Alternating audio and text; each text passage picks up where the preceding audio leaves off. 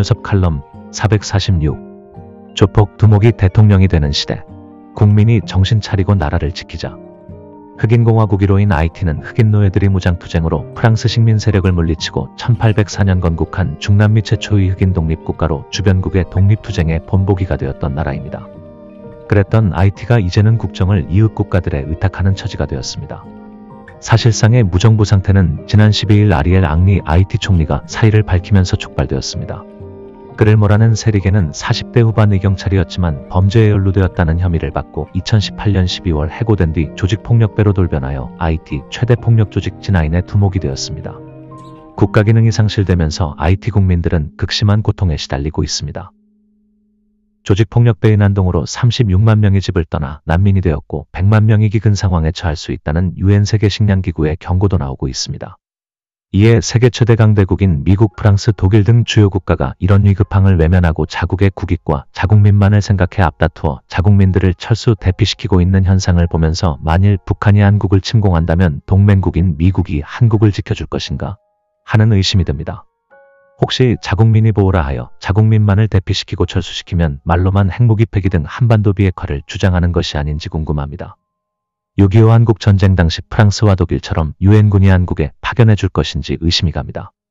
미국 대통령의 결정과 유엔 결의를 논하는 사이 북한의 침략 전쟁은 속전속결로 끝나고 자유와 민주는 구호에만 그치는 것이 아닌지 우리는 심각하게 고민해야 할 것입니다. 어느 외국 군대가 북한의 핵무기 위험을 감수하고 자유민주주의를 수호하는 대한민국 우방을 위해 피를 흘려줄런지 답답한 심정입니다.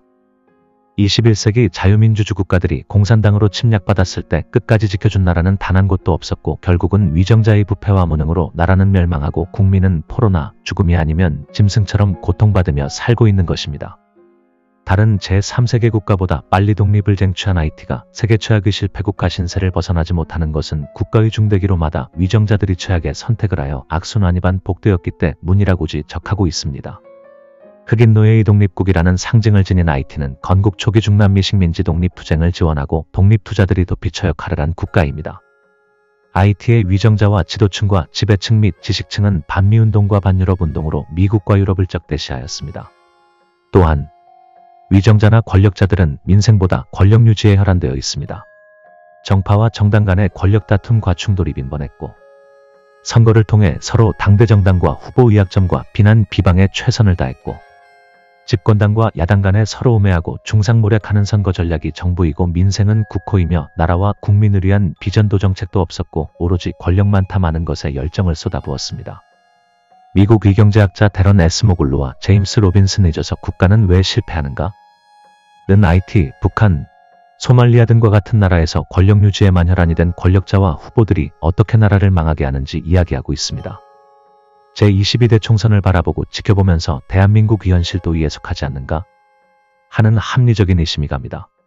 흑인공화국 1호 독립운동의 상징이며 잘나가던 하이티가 위정자의 무능과 부정부패 및 무책임 공직자 출신 조직폭력배 두목이 대통령이 되는 시대에 살고 있는 대한민국 이 현실과 제22대 총선에 임하는 국민들은 제22대 총선에서 일어나고 있는 여야당의 모습을 보면서 국민만 힘이 들 수 있다는 것을 직시하고 감언이설과 중상모략에 현혹되지 말고 올바른 역사관과 철학으로 애국심과 국가관과 사명감으로 정신을 바짝 차리고 올바른 선택과 투표로서 나라와 국민을 지키자고 간절히 호소합니다.